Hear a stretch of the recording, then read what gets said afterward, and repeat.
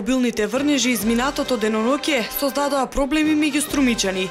Екипите на комуналец се на терен и ги расчистуваат наносите. Комплетно врзани се рацете на локалните самоуправи по истекот на мандатите. Од општините велат дека во моментот закочен им е целиот систем на работа и дека не можат да излезат во пресред на граѓаните.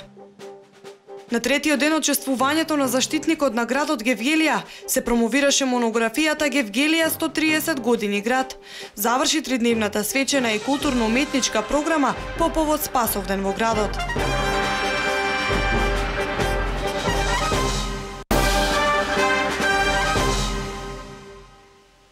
Дневник на телеканал А1, добре дојдовте. Во Струмица изминатите 24 часа наврнале 71 литар на метар квадратен воден талок, што според податоците на УХМР е најмногу во Македонија за ова деноноќе. Токму обилните врнежи создадоа проблеми со кои струмичани се соочуваат секогаш кога временските услови се вакви. Надлежните институции со своите механизми работат на терен и известуваат дека ги чистат наносите. Вчера попладнето струмичко беше зафатено од поројни врнежи од дожд, кои предизвикаа поплави на повеќе улици во градот, кои и најчесто при вакви обилни врнежи се поплавуваат. Од фотографиите и видеоснимките кои се споделуваа на социјалните мрежи, но и од она што можеше да го забележи нашата камера на терен, големо количество вода ја преполни и гаражата под градскиот плоштад како најниска точка. Состојбата таму денес е стабилизирана, а од јавното претпријатие паркиралишта информираа дека со трите водени пумпи прифатена е целокупната количина на вода и работата на паркингот е вратена во нормала. Во останатите делови од градот поголеми количества вода беа насобрани на улиците Младинска, Ленинова и поројот Крушевска република. Граѓаните кои денес ги затекнавме на местото каде поплавите беа најголеми, велат дека проблемот со надојдената вода се провлекува со години наназад и им ги создава истите маки. У таа околина тука имале нешто вода у подрума, но не многу. С мотора искарале га, како што кажу. А иначе нагоре и Младинска улица. Таа Младинска тука што е. Тука нешто таа канализација беше запушена. Тука работаа нешто на неја. И после други проблеми немаше. Дел тука канало спаѓа под локалната самоуправа. До тука. А од тука натаму влада кажа, ти требало да го чисти. Од таму. Сега тука секој пат е чисто, а од тука надоле тешко. Секој пат. За 40 сантиметри прележи канал. Не прослова јавани 300 евра за дека имам парно подруму пред спас. Понапред беше горе, од пред 5-6 години. Дали секој се случува? Секој пат така, да. Чим не ода водата доле, има се. Право преку шахта ни събрајќи преку канализацијата. Доаѓаат ли екипите на комуналец на време да изчистат? Редко. Редко. Сношти дојдеаме, кога истече водата, дојдеаме кај 8 сат, таму колку беше, јас не знам. Да разчистуват малку, да тргне водата. Таа е важно загрозена, таа е цела улица тука загрозена, од горе до доле и од зад луѓето. Как мисле таа власт, што мисле? Това било на општината од каналу на ваму, од каналу надоле, од мостот, па било на државата. И која е таа држава? Нели сме се исти тука? А треба и да чистат и доле каналите. Раководители од општинските институции, комуналец и водовод и канализација денес истакнаа дека се собрани 8 метри кубни наноси, но дека состојбата со атмосферските канализации е стабилна и дека долниот дел од градот кој секогаш е најпогоден од врнежите е нормализиран. Во текот на денешниот ден, екипите на јавното претпријатие комуналец од Струмица се излезли на терен и само како податок до граѓаните на општина Струмица дека и на толку големо количество на врнет дожд во нашиот град, денес ги помиравме сите улици и можем да кажем дека улиците се безпрекорно чисти. Значи не е како при изминатите години да има наноси од песок и од кал. Канализационниот систем на градот Струмица е поделен на фекален и атмосферски.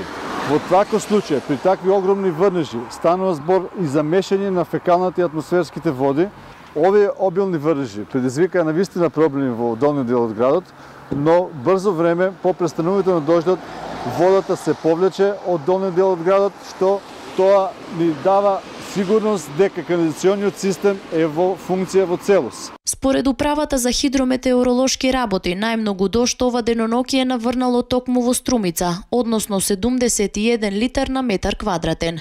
Оттаму известуваат дека времето и денеска ќе биде претежно облачно и свежо со врнежи од дожд, а стабилизација се очекува дури од почетокот на наредната недела.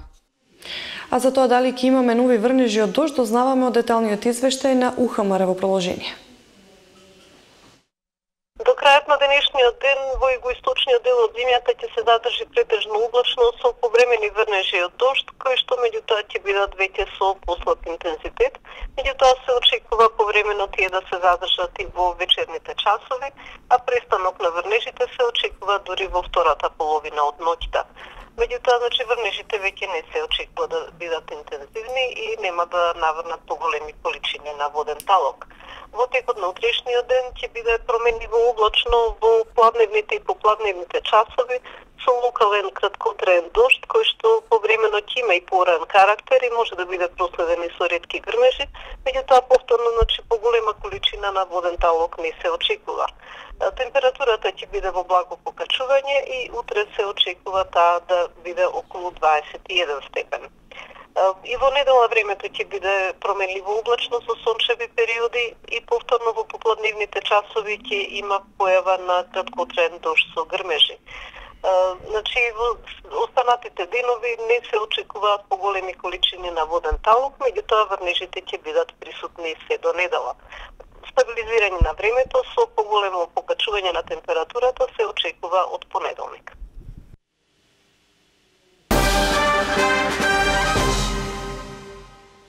Комплетно врзани се рацете на локалните самоуправи по истекот на мандатите на градоначалниците и советниците. Од општините велат дека во моментот закочен им е целиот систем на работа и дека не можат да излезат во пресред на граѓаните доколку имаат потреба од некоја услуга. Очекуваат средувањето на политиките на централно ниво да им донесе функционалност.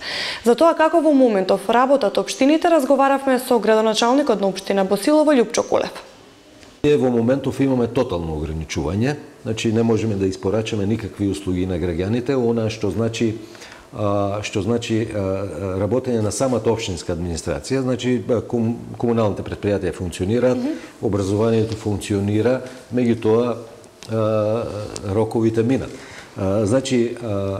Локалната самоуправа е специфична,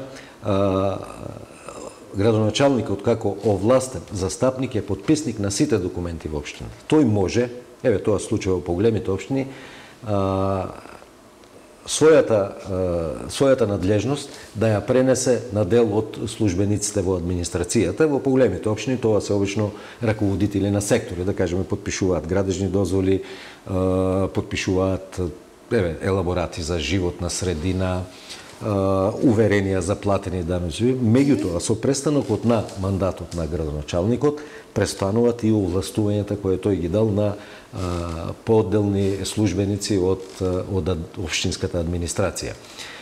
Така да, ние во моментов не функционираме како општини, се примаат само документи од граѓаните, имаш и едно толкување дали архивите може да работат. Меѓутоа, се договоривме на управниот одбор на ЗЕЛ, сите општини еднакво да постапуваме, за да не се трупа документација, едноставно архивските службеници ги примаат документите и ги насочуваат кон соодветните сектори, оделени или соодветните службеници. Председателот на Република Македонија Ѓорѓе Иванов денеска во Ватикан ќе има аудиенција кај поглаварот на Римокатоличката црква. Неговата светост, папата Франциска, ќе оствари средба и со државниот секретар на Светиот престол, кардиналот Пиетро Паролин. Во рамки на манифестацијата Македонија во чест на Свети Кирил, Иванов вчера ја посети базиликата Свети Климент во Рим, каде положи венец на гробот на Свети Кирил.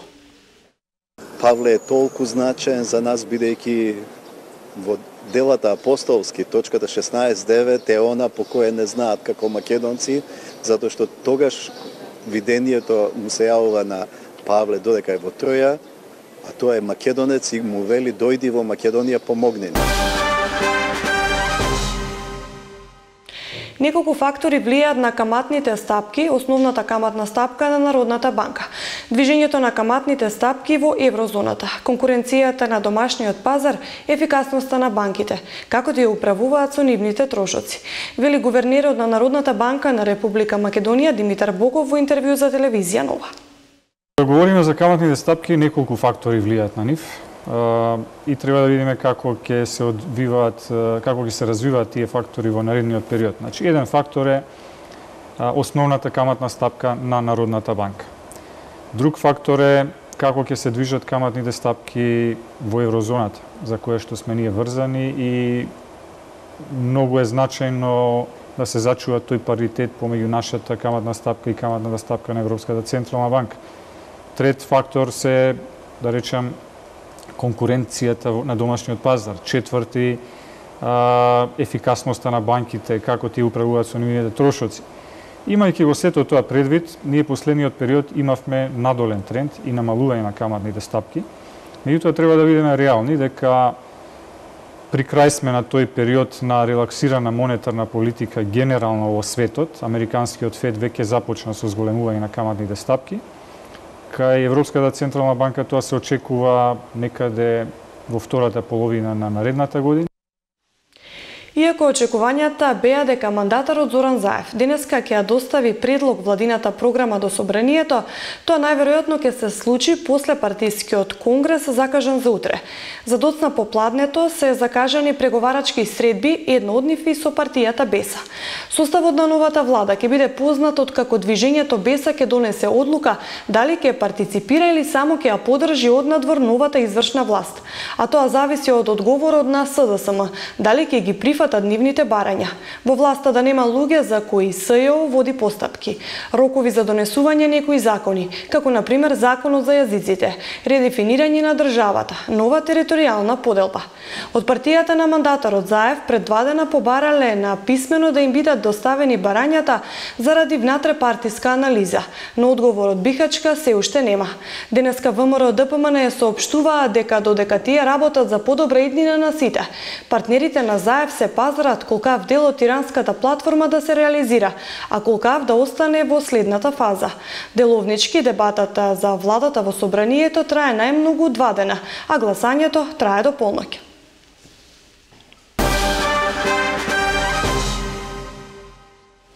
Заврши 3-дневната свечена и културно-уметничка програма по повод Спасовден во Гевгелија. На третиот ден од чествувањето на заштитникот на градот се промовираше монографијата Гевгелија 130 години град.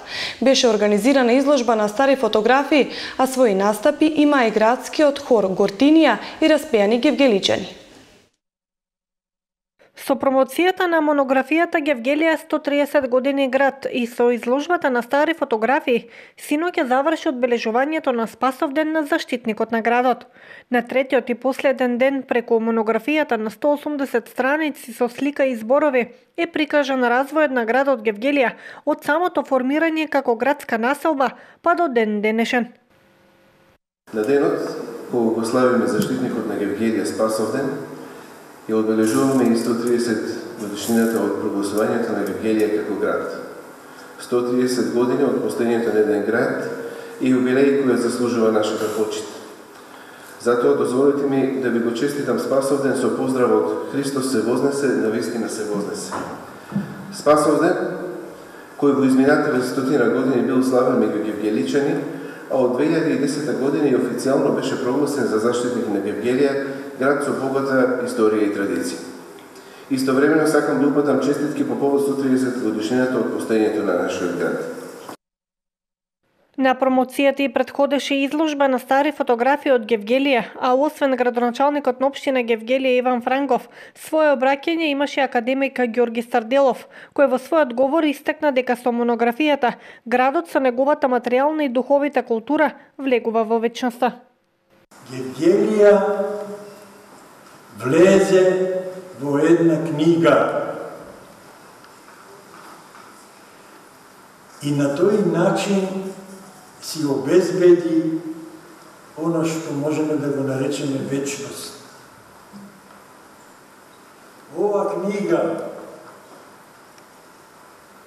која кога ќе земете в раце, ќе видите дека е книга на едно длабоко сеќавање на сите нас, што сме се родили во него, но и книга на долго и длабоко паметење. За крај на прославата од промоцијата и чествувањето на Спасовден, свој настап има и градскиот хор Гортинија, а програмата беше збогатена и од распеани гевгеличани. И годинава, организатор на сите настани и издавач на монографијата е општина Гевгелија. Во Домот на Арама во Струмица денеска стартуваше манифестацијата на тема Цвеќе во организација на Домот за деца и млади Благо Јанков Мучето. Цвеќе е републичка манифестација на која организаторите и годинава очекуваат голем интерес од основните училишта од цела Македонија. Самата манифестација се состои од 3 дела. Првиот дел е ликовен конкурс кој што ние го распишуваме во текот на еден месец пред одржувањето на овај настан и во тој месец пристигнуваат ликовни творби по распишаниот конкурс на дадената тема Цвеќе. Пристигнатите творби ги средуваат вработените, тоест ние кои што работиме во Домот за деца и млади, така да потоа се направува една изложба која што денес ја гледаме овдека и е отворена во просториите на Домот на Арама, каде што е сместен Домот за деца и млади. Освен ликовната изложба, која што е еден дел од оваа манифестација, потоа следува цртање на хамер, кое што од годините беше цртање на асфалт, меѓутоа поради временските услови денес цртањето се реализираше како цртање на хамер во просториите на Домот на Арама, меѓутоа и дождливото време не успеа да ја спречи убавината на цвеќето, онаа замисла или перцепција која што децата ја имаат за цвеќето, за неговата убавина, за неговата волшебност, успеа да ја преточат на хамерите во холот на Домот на Арама.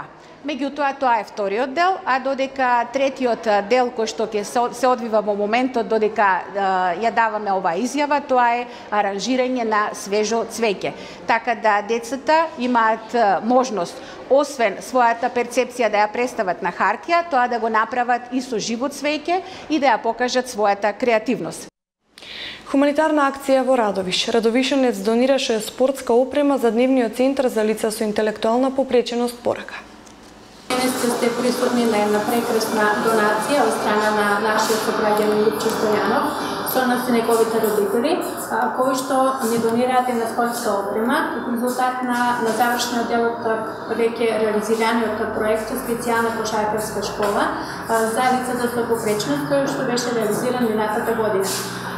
Ова е навистина едно прекрасен гест, поготово од млада личност, како што е господинот Лупчо Стојанов, кој што не ви си одбере како за сходно да работи со лицата со интелектуална попреченост, да го посвети неговото внимание за лицата со интелектуална попреченост и да направи нешто лично што ќе бидат директни корисници лицата со интелектуална попреченост, корисници на дневниот центар Порака, како и штитниците од специјалното училиште Искра од Штип.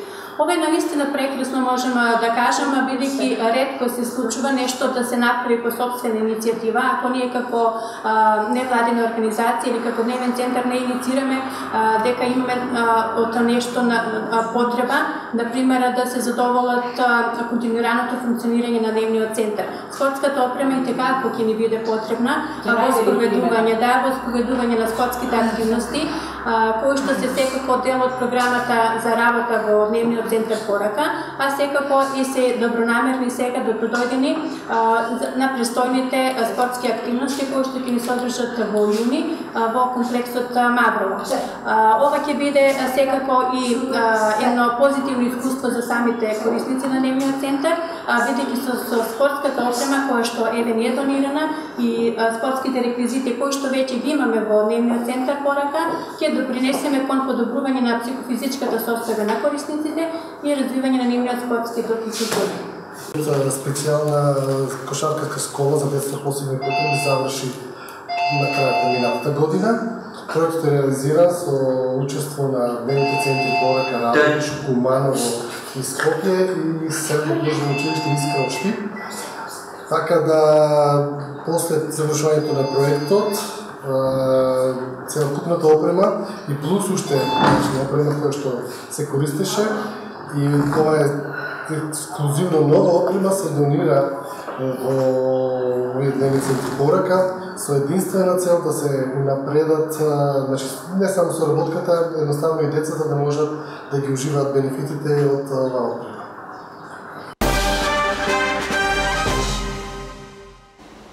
Граѓанската иницијатива Спас за Валандово внедела во паркот Пеунија во центарот на градот ќе го организира првиот фестивал за локална храна и локален развој во Валандово, со кој ќе се апелира до јавноста да се зачува еколошки чистата средина на Валандовскиот крај. Со организирање на фестивал на локална храна и локален развој во Валандово, граѓанската иницијатива Спас за Валандово ќе го промовира Валандовскиот крај како регион за производство на еколошко чиста храна и локални производи, со цел да се подигне јавната свест против отворање на рудници во ова подрачје. На манифестацијата ќе бидат изложени локални производи и нивни преработки, детски ликовни творби, музички перформанси на локални изведувачи, а ќе се организира и трибина со експерти од областа на животната средина, екологијата, економијата, здравството, земјоделието.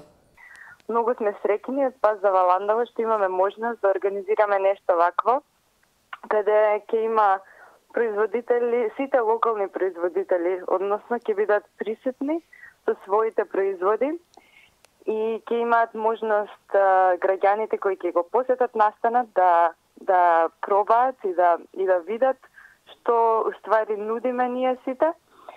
Од друга страна ќе има работилници за деца, 3 различни работилници. Дечките ќе, значи најмалите ќе имат можност да засадуваат цвеќенца и други култури. Иницијативата е дел од кампањата Мрдни со прст, која има за цел подигнување на јавната свест за различните можности за општествени промени кои се во доменот на секој поединец. Меѓу другото ќе има и настапи на локални бендови, значи перформанси музички од исто млади локални бендови. И првата точка која ќе биде на настанот ќе биде трибина на експерти од различни сфери кои ќе го споделат со сите присутни своето мислење за локалниот развој. Значи како досега сме развивале и како ќе продолжиме понатаму.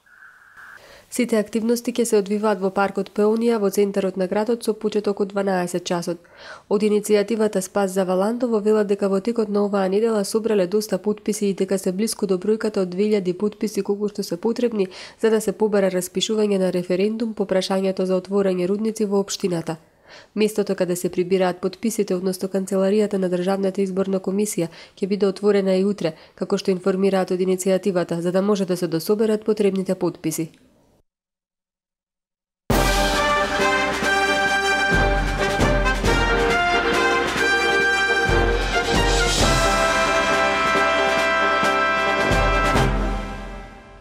И за крај овој дневник вестите од светот и регионот.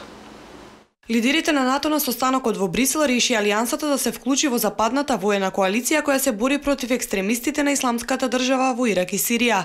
Ова го соопшти генералниот секретар Јенс Столтенберг, додавајќи дека тоа не значи од и НАТО, чии членки поединечно веќе учествуваат во коалицијата за разбивање на исламската држава, како организација непосредно борбено ќе учествува во справувањето со исламските терористи. Тука пред се станува збор за значително поголема воздушна и разузнавачка поддршка на тие напори. Исто така е договорено сите членки да го зголемат издвојувањето за буџетот на НАТО. Решено е тие да утврдат национални планови за вложување во одбраната. Во Италија денеска и утре ќе се одржи средбата на врвот на Г7 САД, Франција, Британија, Италија, Германија, Канада и Јапонија. Тоа ќе биде прво учество на форумот во овој формат за лидерите на 4 држави.